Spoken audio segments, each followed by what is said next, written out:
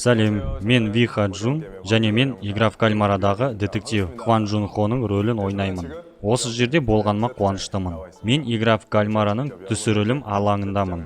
Бүгін мен түсірілім алаңын көрсетемін. Және мұқият барлық реквизиттерді көрсетемін.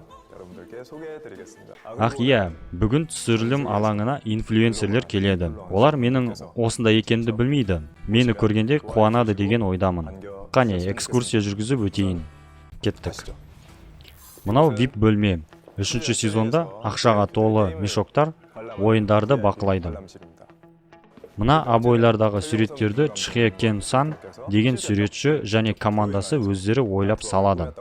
1-ші сезонда VIP бөлмесі джунгли тәріздес болса, 3-ші сезонда суретші улы өсімдіктерді негізге алады.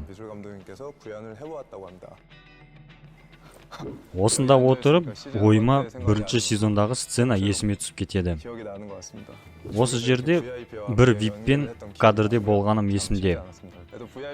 Ол оңай болған жоқ, алайда сол көрініс көбісіне ұнады.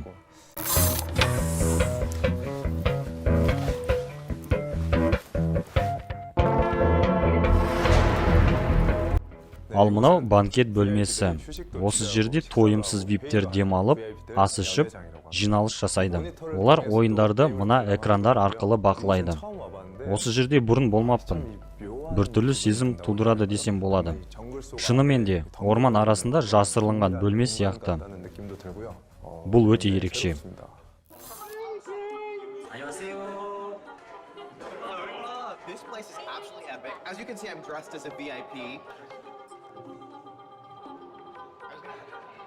Инфлюенсерлер ана жерде видео қарап жүр.